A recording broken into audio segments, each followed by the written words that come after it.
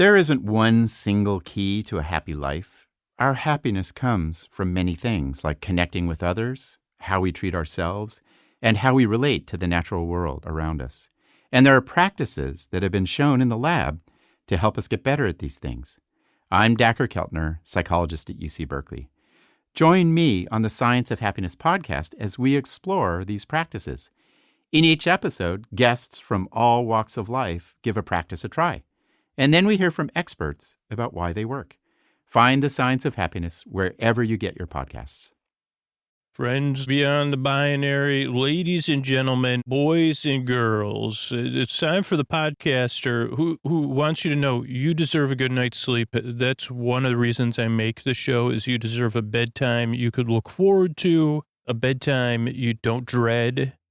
Another reason I make the show, and tons of other people listening right now, we know what it feels like in the deep, dark night. We might not know exactly what you're going through, but we can relate. And this podcast, it doesn't work for everybody. It doesn't barely work for anybody on the first try. Give it a few tries, see how it goes.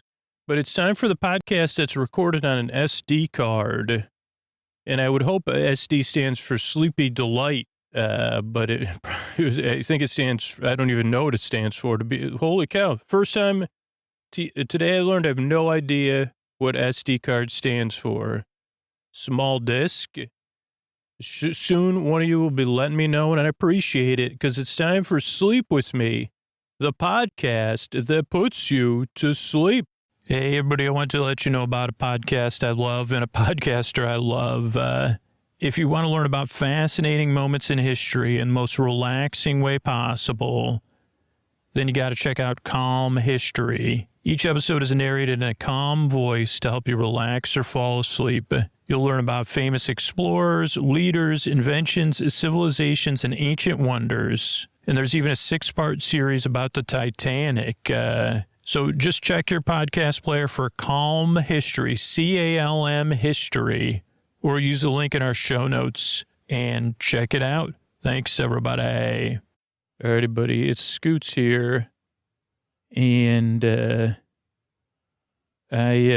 is interesting. I can't believe we've never done an episode about this, but I can't remember ever doing an episode about this. And so this will be a little bit of a setup here. But so I just took Koa for a walk, about 45 minutes ago. And I was listening to the intro for what's scheduled to be episode 1071, Spice Friends 10. Will it be episode 1071? I don't know. But I do know that I was listening and it came up. I was talking about the word Bouillabaisse. And I was listening to myself expound on pointless meanders around Bouillabaisse and how hard it, like how that's not a that's a sight word for me. No chance of me spelling it. Maybe you don't know this, and maybe I can normalize it for some people, but I have like dyslexia, and it wasn't like it was something I always talked about. Like I never was tested for it as a child or even a young adult. And it wasn't until like adulthood that someone was practicing giving out tests as part of their education or their graduate education. And they gave me a test. And then I said, see, I knew I was a dyslexic. And like not a big deal, but it just means I don't know what it means. I thought I'd just share that for you in case you've ever felt that way. And you could feel that way about something else. You say, well, a lot of times, yeah, like it's, but for me, the dyslexia is just one of those things where it's like, oh, well, why can't you just like memorize how to spell it or something? They say, well, this my brain just doesn't quite work that way. But what I do want to do is look, so the idea for the episode. So the idea for the episode was that, I said, I've never done an episode based on the archetypal concept of a spelling test. Now, don't worry if you're like me. I mean, because I'm sure that, like, there's all sorts of people having experience with spelling tests, right? And I totally understand that. So So I'm going to make this sleepy as possible, and it won't really be about spelling. It'll be about pointless meanders and superfluous tangents. So what I'm going to do is grab my research, and then I'll be right back. So without further ado, I want to welcome you to the Scoots Scriptless Spelling Bee, where I'll be the only contestant, and I'll be, there'll be silent people, so it'll be structurally a bit like the Spelling Bees of Fame, but oh boy, and I probably will also have to go on a tangent about where I'm getting my lists of words from, because that'll make it fun as well, hopefully. But this first word comes from the intro from Spice Friends 10, I think. Bouillabaisse. Bouillabaisse. I'm looking at the word so I know the correct spelling, and I actually have the definition. It's a provincial fish stew from France. And bouillabaisse is spelled Bouill. Bouilla. So that bouille. Is it bouillabaisse or bouillabaisse? Babaisse. Beautiful word. Beautiful spelling. I know, I don't eat I'm allergic to crustaceans, so I don't have a lot of bouillabaisse, but I love saying bouillabaisse. And bouillabaisse has broth, broth-based bouillabaisse. If I created my own subgenre of EDM, it would be called bouillabaisse, broth, something like that. So now let's hop over to some of these words that are hard to spell. This is from dictionary.com. 33 hard words to spell. This was January 19th, 2022. And it's necessary. I start with the word necessary because it's spelled necessary, Necessary. And it's a double consonant, does not change how the word is pronounced. That's what makes it hard to spell. The two S's. This is where actually I'm at an advantage sometimes with necessary, because I know the length of the word because it's a sight word for me. So if it was missing the S, I might add two C's, but I could add two S's because I know it's necessary to be a longer word when it's a sight word, which just means I see the word as a picture, or what you would call a picture. That is the how it's spelled. I don't know if that makes sense. I don't even know if it's correct. This is just my experience in trying to translate something that's almost untranslatable in my mind. But I'm pretty sure when I see necessary, I just see the whole word, and it's the sum of its parts, but I don't necessarily see the parts, I guess. So when they have to break it into its component parts, that's when it gets interesting. And, a lot of people say, you're taking a whole episode to make it about you. And I say, oh boy, that's my middle name, is making it about me. I know, and it's a bit narcissistic, right? NARCISSISTIC, narcissistic, which is similar to necessary. I guess it's got that double S. And CNS is narcissistic. And I guess it comes from Greek. But yeah, narcissistic. I'm familiar with Narcissus, which they just add the tick in there. And, there's rarely an occasion where I don't. I mean, it's just part of who I am. I guess I have the maybe the shadow side of narcissism, where I tend to make it more about me negatively a lot of times. But it's about what, like I've learned from the podcast, it's like about the occasions that we could relate to with one another, like the occasions we find ourselves strolling in the deep, dark night trying to spell occasion, OCCASION. This features a C and an S. They're not making the same S sound, but it's a hard C, like a K, that can make it hard with a double C. So that's occasion. You know what I finally learned is that, but I never did it at one of my jobs, was to ask to be accommodated, or I say, hey, can you accommodate me with what I'm going on? Because as my job changed to my last day job, I was supposed to make some presentations and some reports, but I was always de-accommodating me because I didn't want to ask, for help. That's ACCOMM, ODATE, ODATE. So that uses a double C and a double M, but it's the vowels, according to this, that are tough. Accommodate sounds like it could be spelled with 3 O's. Accommodate. Or maybe a U, but there's no U's in the first letters an A. Now, this is a word I would get this, like a consonant and the vowel mixed up on. And, but it's also something one of my siblings, I consider it his hobby, is a vacuum, a VACUUM.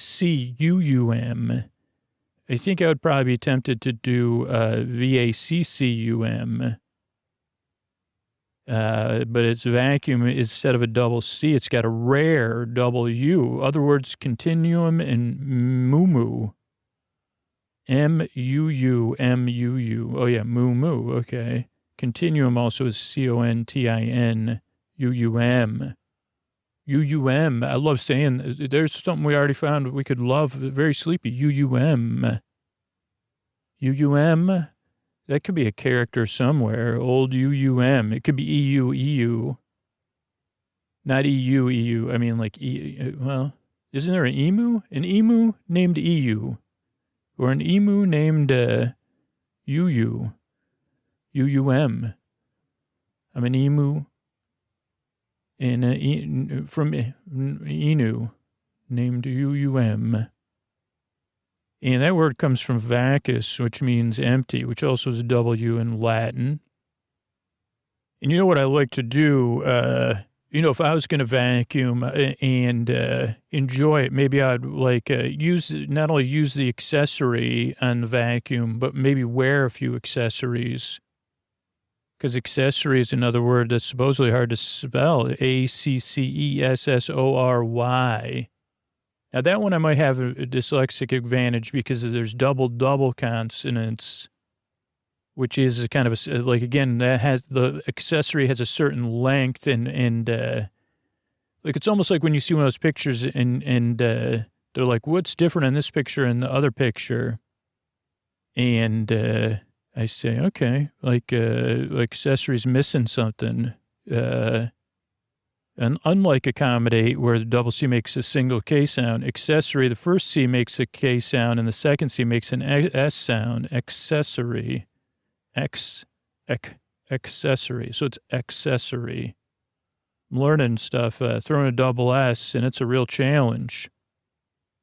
Now, there's a lot of, when it comes to UK-based espionage, there's a lot of broccoli. But you know who loves broccoli in this house? My dog, Koa. If you're new to the show, or you just want a cute reminder, Koa, my dog, loves broccoli. She loves it like... I've never done a test because I don't think it would be nice for her to choose between a dog biscuit or a dog treat and broccoli. Just because she loves broccoli so much, does she get broccoli every day? No. That's one of those things that's been on my to-do list for 20 or 30 years, is to have broccoli every day. Never hit that, but, twice a week is pretty good. Inko also likes broccoli stems. She's big into cruciferous vegetables. I don't know how much cauliflower I've given her. But, if you're breaking kale down, she'll eat the kale stems or she'll have kale. I think broccoli's her preferred thing. Cooked broccoli, a little bit easier to consume, a little bit less, gasserific or something. I don't know if that's going to be on the spelling word. Oh, but broccoli, how do you spell it? For the love of Barbara Broccoli, it's Broccoli. And it's from the Italian. It features a double C to make a K sound, and you might want a Y or an EE to make that Lee sound, but it's just an LI. And that one's not quite as hard for me, I guess, but I don't know. I haven't spelled it in a while. Speaking of vegetables and foods, zucchini's up next. Zucchini. And here's something I learned the hard way. I like zucchini. This was before the podcast, but I cooked, I burned my daughter out of zucchini. Because especially like now in the East Coast, like zucchini, summer zucchini, summer squashes, you could get bigger and you cut them up and you can grill them or fry them or bake them. In the West Coast, I found, especially in the supermarket, you get more like hot dog size zucchini, but you can cut them into medallions and fry them. They don't have, when you fry them, like a little flash fry, they tend to have a little bit of a tannic, bitter flavor that I don't necessarily associate with my childhood, which was that clean, watery flavor of a zucchini. And I think that was what did it for my daughter, is like that bitterness, which I could still overcome because if you get the right al dente zucchini cook, it has a wonderful mouthfeel that it is its own reward. Because you say, how could this be so watery? It's like a watermelon almost. And it's also a word that apparently is from Italian and hard to spell. It's got an I to make an EE sound, a double C to make a K sound. In UK, which comes from France, courgette.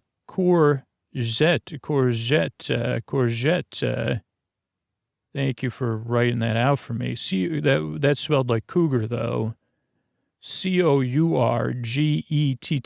Courgette. Never knew how to pronounce that till today. I'm not even sure. How about spaghetti? While we're talking about stuff, I think I should be able to reliably spell that one again as a sight word. S-P-A-G. Maybe not, though. That S-P-A-G. H-E-T-T-I I can probably get. That's an Italian origins. Letter I at the end of a word in Italian indicates that's plural. Single of spaghetti is spaghetto. Silent H could throw you off. Yeah. I'm more worried about the spag, I guess, because I don't say spaghetti. Spa. Oh, because that's another way to pronounce A, apparently, that I probably should have learned in second grade. Someone laughed not that long ago when I told them I actually do throw spaghetti against the wall to see if it's done. And... But I don't eat a lot of pasta. And I mean, nowadays, most of the pasta I'm eating is like a whole grain or quinoa or brown rice pasta, which I should probably eat some more of because my daughter likes it too. Embarrass. Now, this one, I guess at first glance would be easy, but it's not. EMBARRASS. Don't embarrass. I didn't realize there was I'm not kidding. I mean, I probably knew it, but that there's an ass instead of embarrass. It's like, for me, you could say anytime I go anywhere, I'm embarking on being asinine. So I do put, what comes first? Embarking. I'm at home, but then when I leave home, I'm embarrassing myself. Embarrassing myself. What's that? Embarrassing myself. I don't know what that accent is. It just popped up in my brain. But it's EMBARRASS. Did I already say that? I may have embarrassed myself again. One thing that might help you is the ending. It sounds like us, but it's spelled, well, ass. The double R and the double S. Yes, bar. Ass. It's adopted from the Portuguese. Embarcar.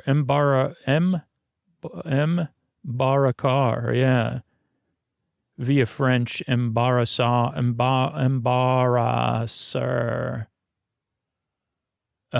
Bourbon. I know how to spell that, even though it wasn't my thing. But now when I see it, I mean, there's a lot of fake, like, imitation bourbon or whatever, and like, or bourbon flavoring now and stuff, like ice cream and stuff. BOURBON, bourbon. That's a French word. Speaking of French, charcuterie, right? Charcuterie. That's a charcuterie, or cut Erie, if you're big, if you've been in Lake Erie or the Erie Canal. That's what I'm familiar with. Charcuterie. The French have a different system of spelling, which can make it confusing. In French, the letters char are pronounced shahir. I don't know what that means. Charcuterie.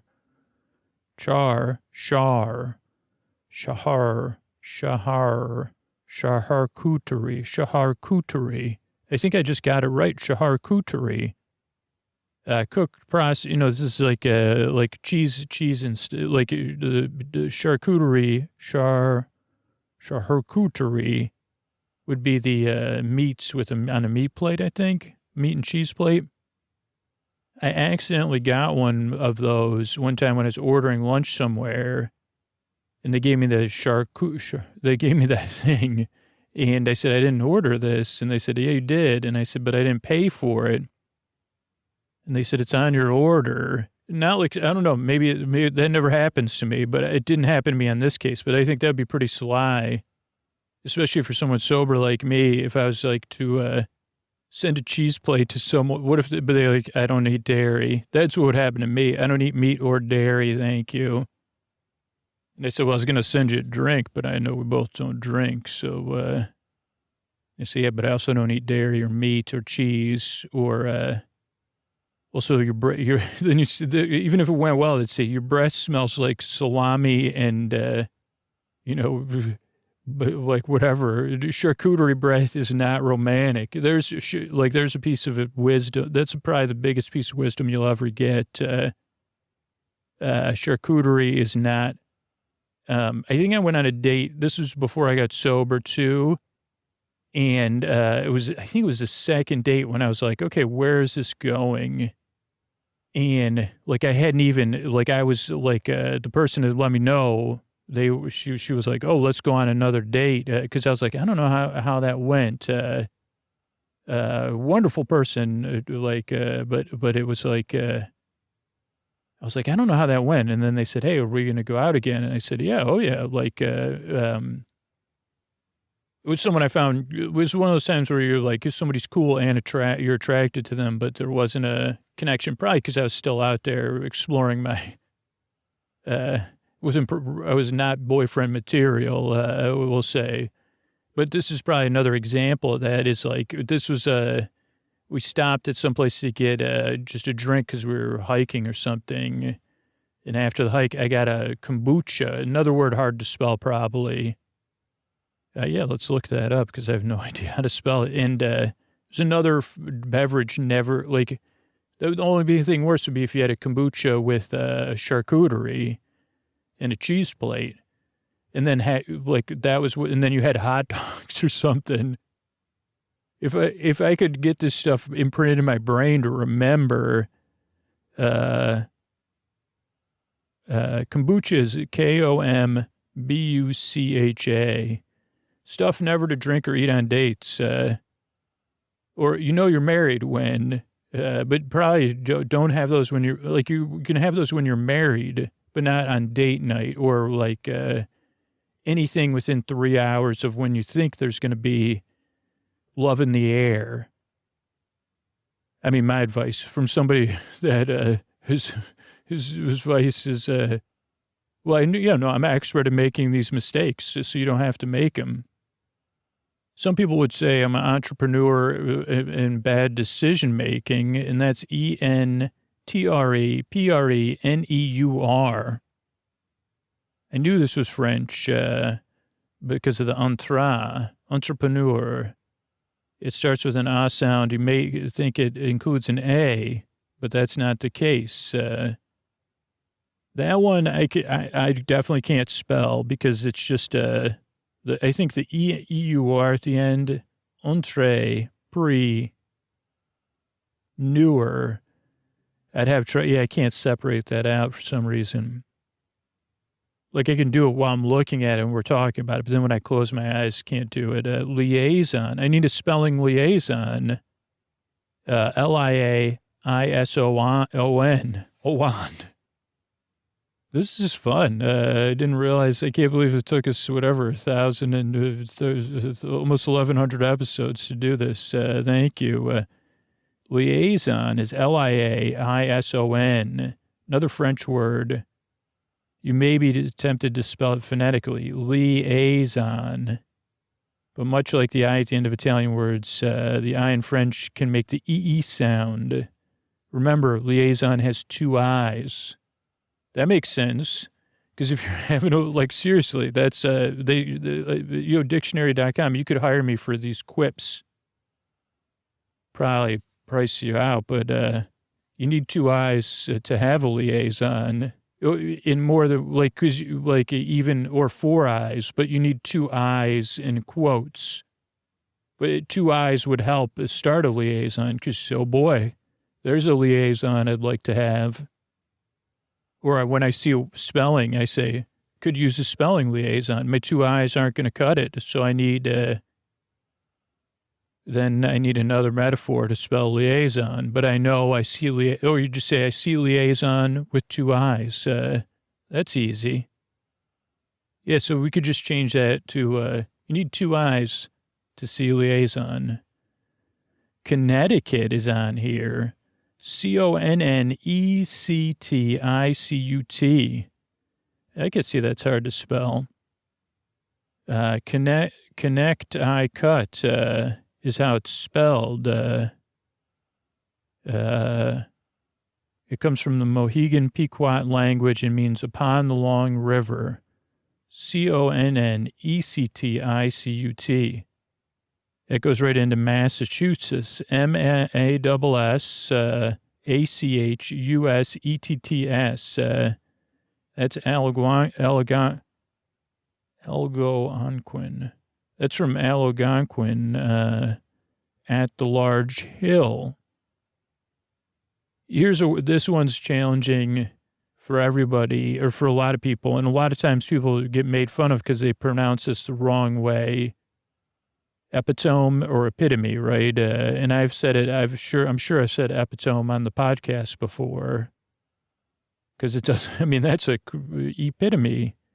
And when I say epitome, that's what I feel like inside. Epitome, or please pity me. No, I don't want pity though. I just say I feel like I'm epitome. That's where I feel like I am. Epitome. That's from the Greek. Epitome. IH. How do you say that? Epitome. One reason is similar Italian. All the vowels from Greek words are pronounced. No silent E's here. Epitome. Epitome. Epitome. Indict. You'll indict my spelling. Indict. INDICT. I guess because it doesn't have, you don't pronounce the letter C in this word. Really? Oh, dict. I guess it depends on how you pronounce your C's. It's related to dictate, D-I-C. Did I say I-N-D-I-C-T? D-I-C-T-A. D-I-C-T-A-T-E is dictate. Oh boy, we're getting into some good ones here. Gnaw. Gnaw has a G. G-N-A-W. We've seen TH and silent C. Gnaw. I love that word. That sounds, gnaw. Gnaw. It just sounds good to say. And it depends on what you're gnawing. But if it's a metaphorical or figurative word, it's like, yeah, I got to gnaw on that, or, you know, I don't know. Phlegm. Holy, what a gorgeous word. Gorgeous word, in my opinion. P-H-L-E-G-M. Phlegm. Phlegm. It sounds lovely to say, lovely to look at. If I could have an affair with a word, non-figuratively, you say, no meaning. It's going to be a meaningless romance because I don't want the meaning behind you. It would be phlegm. I choose to love phlegm, but not the word phlegm. I'm in love with the word phlegm, I'll tell you. Like, it's a meaningless affair, please, but I'm in love with you, phlegm. Phlegm, I love you, because, I don't know, just looking at you, PHLEGM, phlegm. Silent G's do not only appear at the beginning of words, they can show up in the endings as well. Phlegm, F-L-E-M is how it's said. It uses the letters PH to make a FF sound and comes from the Greek, phlegm and phone. But yeah, I'm in love. I'm having a meaningless romance with phlegm. Paradigm. I shifted the paradigm. I said, you said, can you do that? I said, in my mind, I can do it. But I mean, don't ask any more questions than that. I just meant be in love with phlegm and have loving, like a meaningless, I have a longing for phlegm. Let's just say that, but not a meaningless longing for, I have a meaningless longing for phlegm. So I shifted the paradigm, Paradigm. So don't spell it dime, even though it's said dime, it's digm. From the Greek, paradeima, maybe deigma. Island, this the letter S is silent, island.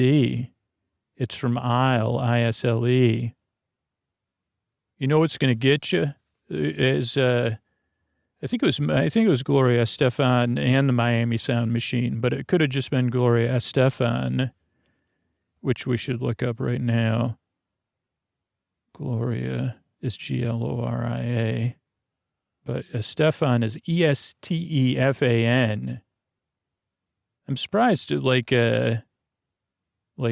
people, like, that's a pretty cool name to have if you have fans, because you'd say, or you could say, because este is a masculine this, right? And I wonder what famosa, I don't know what fan is, but you could say I'm a fan of, I'm this fan of Gloria Estefan, but is correct pronunciation. But the rhythm would get you tonight is RHYTHM. Is two H's, one is silent, and the other is using a diphthong, TH. It sounds like it should have a U. Oh, it doesn't have a U. Oh, interesting. Rhythm. But it doesn't. Comes from the Greek rhythmos. But I mean, I think, let's see if we can figure out a way to help us spell this one. Rhythm. It's 6 letters. Gloria has 7 letters, so that doesn't help us. Estefan has 7 letters. Rhythm, one less letter than the letters in either part. Gloria. Is that, I don't know. Now I'm Gloria. That's 6, dude. Oh, thanks. Sorry, I was counting on my fingers, and I did it wrong. There's 35 minutes. This is like, this could be like one of the loosest episodes we've ever done. So Gloria and rhythm have the same, I don't know if that'll be helpful.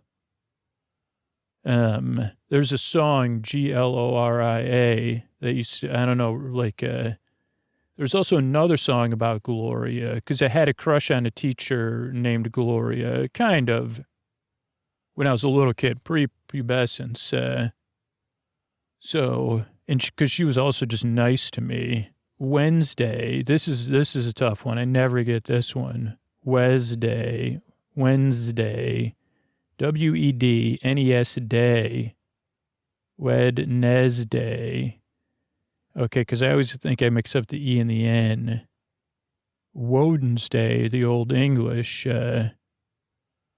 Keeping Woden or Odin in mind is a good way to remember that pesky D.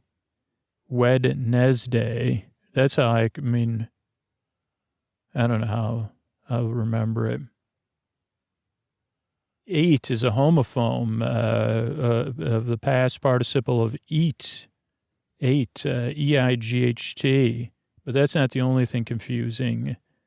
IGHT is normally for bright and tight, but it's got that 8. How about acquiesce? It's another word with some letters. Acquiesce, ACQUIESCE. Let's see what else. Conscience. I'm trying to get through this list. I thought it only had 20 words, but it seems like it has more. I thought it said 30. Maybe it said 33, but conscience, CONSCIOUS,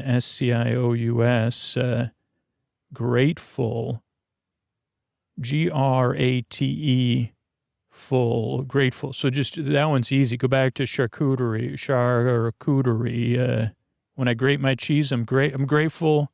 I won't be kissing anyone when I'm grating this hard cheese. I'm grateful. Yeah, so there. That's how I could find my gratitude for say I'm grateful. Separate is separate, SEPARATE. The second vowel sound is spelled with an A and not a U or an E, even though it does sound like that sometimes. And then finally, their last word is lightning, LIGHTNING. LIGHTNING. The unusual combination of TN may throw you off. However, adding an E would make it lightening, which is a different word to lighten, you know. Okay, so that's those words there. I got tons of research, so let's see what else we can get through here. Okay, this one is from StaffordHouse.com, Stafford House International blog. Alex Levantis, May 16th, 2020. 10 common English words with weird spellings. This is a tough one. This is a good one. Thorough. THR, or through. Oh, no, that's through, maybe. I don't know. Through. Yeah, TH rough, THROUGH. Can be an adjective, the hallway ran through the room, or preposition, the printer is through the blue door. But when you look at the phonetics, through or through, it could be, but it's through. In the U.S., some people spell it THRU. And I mispronounce it thorough. But I say if you know who the New Kids on the Block are, you'd say rough. I don't know why I thought of New Kids on the Block, because it's the right stuff, baby. They sing. Why do you think of thorough? Oh, rough. I think they say something. Maybe it's just the right stuff. So I have no idea what I've totally. Well, it's funny. Okay, these are good ones. Q. That's a hard one. Like you might think it's KEW, which is an area in London. But how do you say it? Like spelled QUEUE. I mean, that's important for theme parks because you got to get in line. They call it a queue. You're queuing up or you're in a queue. QUEUE. Q. Occurred. OCCURRED. Mortgage. MORT gauge. That's a sight word, I think. I see it so many times. Mortgage. So just think of someone named Mort gauging your interest rate. Mortgage. Jeopardy. These again are sight words in the U.S., I guess. GEOPARDY. I lost, I just think of Weird Al. I lost on Jeopardy, baby. Colonel, COLONEL. I guess again in the U.S. we see that like on advertisements, but Colonel definitely doesn't sound like KERNEL. Need is a tricky one. KNEAD. It's a homophone as with need, NEED. Like C and C, P and P, night and night, sure and shore. Sure and shore, depending on pronunciation. Indict. Did we do that one? INDICT. Yeah, we did. Handkerchief. That's a good one. Or handkerchief. Hand. Wow, this is a tough one. Handkerchief. So I guess that one you have to think of. If your sneeze is a kerchief, then you say, I'm going to hand you a kerchief for your sneeze. HANDKERCHIEF, handkerchief. Silent D, handkerchief, handkerchief. So they say, who's got that sound? So that's from Stafford House. That's good. Okay, this one is from readersdigest.com, rd.com, Megan Jones, January 20th, 2022. Dilate, there's a good one. Only 6 letters, DILATE. People dilate. I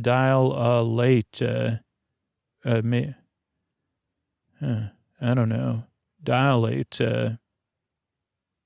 Oh, here's a beautiful. This is a word not quite as gorgeous as that other word I fell in love with, which is whose name I forgot. It was a word that stood for something you wouldn't want to be, like gaseous, but it wasn't gaseous. This is liquefy.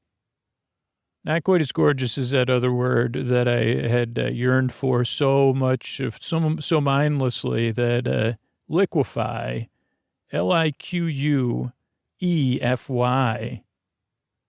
liquefy. Last 3 letters throw people off, EFY, because it sounds like pacify, clarify, specify, rectify. But no, it's LIQUEFY, meaning to become liquid. Wednesday, we get sherbet. Here's another one we haven't gotten yet. Sherbet, HSA. Sorry, I already mispronounced it or misspelled it. SHERBET. Sherbet, sherbet, sometimes I say. Sherbet. So that's hard to say because it's an Americanization of sorbet. Sherbet. Let's see. Both come from the Turkish word serbet, SERBET. And you can read a lot more, but sherbet is how people pronounce it in different regions of the U.S. Sherbets. Yeah, sherbets is how they said it in Syracuse. Sherbets. Sherbet. Bologna. You know what they say about me a lot of times? It's bologna. BOLOGNA. I think for like 20 or 30 years in the U.S., people would spell out that word. So in the U.S., but it's from Bologna, right? Bologna is how you say the place in Italy. I don't think I've had any, like that was one of the things I never ate, though I know it's popular. It's like that's very similar to some other things where I could taste other ingredients in there or something. Playwrights on here. Used to go to this bar called The Playwright to drink when I was, not all the time, but especially if I was meeting people from out of town. I think it closed too. It's called The Playwright. Playwright is PLAYWRIGHT.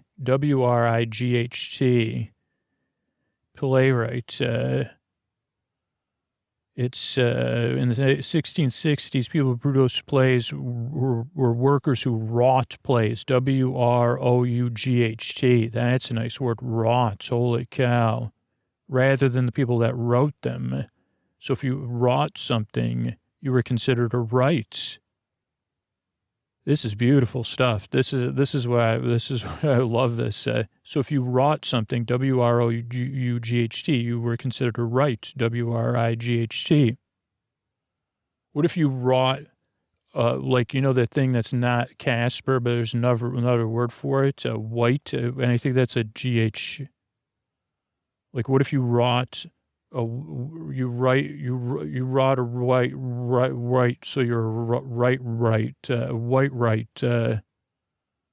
That's that's a character in D&D. And also right, WRIGHT, is another homophone for right, WRITE. Fuchsia. Oh, boy. Holy mackerel. That's a good looking word. Fuchsia. Fuchsia. Man, that's beautiful. It's just beautiful. That's a beautiful color, beautiful word. Fuchsia. Just lovely to say, too. Fuchsia. What was the word, though, that I was in love with? I can't believe it was like 10 minutes ago. Was it polyglot? Polyglot? No, I guess not. But I guess I've gone polyglot on my word romances. I really wish I'll look it up. Minuscule. Wow. Did I spell fuchsia? Fuchsia. Minuscule. There's another. Man, I'm not trying to be too but minuscule is nice too. Minuscule. It comes from Latin minus or minus, meaning less. But it bears no linguistic relation to mini or miniature. Minuscule. It's not minuscule, no matter how much logic would suggest. Oh, they have the actual Fuch. Huh. Oh, they have the misspelling and the correct minuscule. Oh, there's a U where people would put an I. Okay. Okay, ingenious. It has an O, so ingenious, but add an O. Because if you're around a genius, you're probably saying, oh, you're a genius, eh? There you go. Ingenious. It's so similar in sound and meaning that people, and I guess it is hard if you're looking at it and you're dyslexic, you say ingenious, but I think maybe that's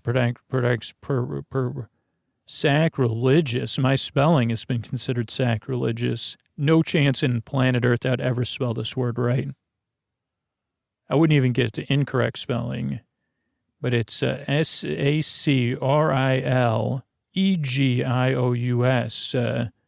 Because people would put sacrilegious, which totally makes sense. But it comes from sacrilege, not religious.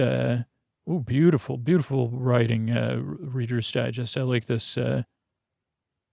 It came from Latin of sacred and legere, accommodate. Put an extra C up in there. AC, because extra comfort, accommodate. Extra comfort, ACCOMM, date, accommodate. We did that one already, though. Oh, boy, here's another good one. Orangutan. Orangutan. Orangutan. Beautiful. That's another one. Bornean primates. It's from Malay, ORANG, or for man or forest, but it has been anglicized, orangutan. Hutan for forest, orang for man and hutan for forest.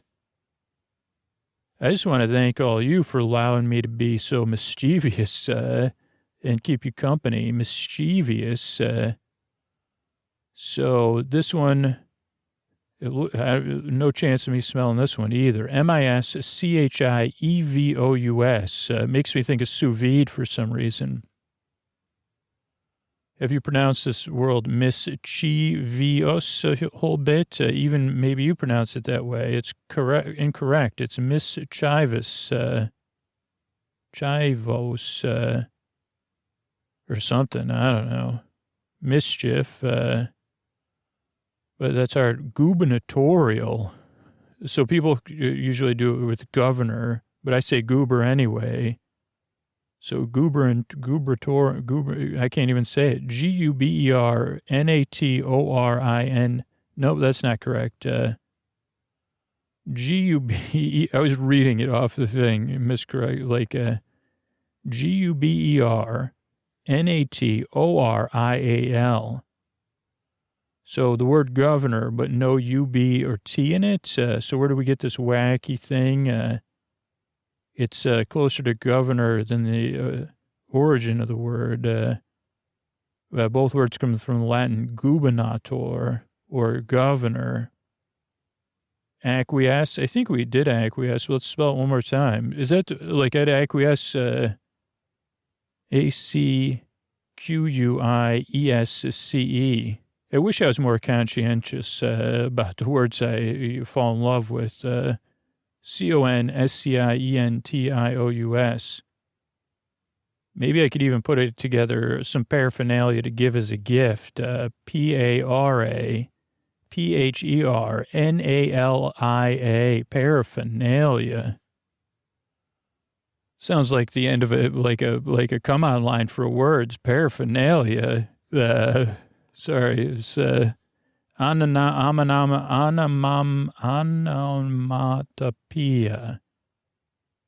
ONOMATOPOEIA. ONOMATOPOEIA. It's a technique where a word mimics a sound, like in a comic book, or when Antonio Banderas is on the show and he says, swoosh, I think, between 8 vowels and the fact you only need half the letters to make the pia sound, I'm going to onomatopoeia. So let me just, that's everything.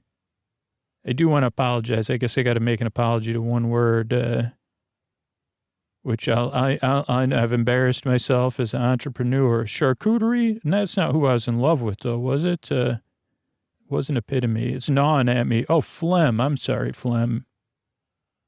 It was gnawing at me, though, phlegm, that I couldn't remember you. But it's because, just your meaning is so contradictory to your, like, the way you sound and look. So I'm sorry I forgot you, phlegm. I'm sure I won't. I'm sure I'll be paid back with extra phlegm soon. But thanks so much, everybody. Thanks for letting me make an experimental episode. I think this went pretty well. So maybe we'll do more spelling soon. Thanks and good night. All right. I want to thank everybody that became a patron recently. I want to thank Andrew, Jessica, and Kevin. Thanks, and good night. Rachel, Will, and Renee. Thank you. Thanks, and good night. Nicole, Mary Kay, and Rose. Thank you. Thanks, and good night. Luke, Noel, and Aaron. Thank you. Thanks, and good night. Jennifer, Lily, and Katie. Thank you. Thanks, and good night. Kaylee, Diana, and Melissa. Thanks, and good night. Kyle, Robert, and Rachel. Thank you. Thanks, and good night. Yvette, Sarah, and Nicole. Thank you. Thanks, and good night. Colleen, Sarah, and Brandon. Thanks, and good night. Tim, Stacy, and Craig. Thanks, and good night. Lucinda, Hannah, and Colleen. Thanks, and good night. Charlotte, Grant, and Hannah. Thank you. Thanks, and good night. Hannah, Camille. Thank you. Thanks, and good night. A lot of different types of Hannahs out there. Thanks everybody for supporting the show. Sleep With Me literally is here in your ears because of the patrons I just listed, the people that support the show on a monthly or annual basis, and then the people who support the sponsors. That's how we're able to be here for you free twice a week. So I thank everybody. We grow by people spreading the word, being a part of our community, spreading the word about podcasting, just telling people about podcasts, showing them how to use a podcast app. So I appreciate that. And we've grown to over almost 500 shows for free in the free feed because of sponsors like this Tuck You In sponsor coming up. Thanks, everybody.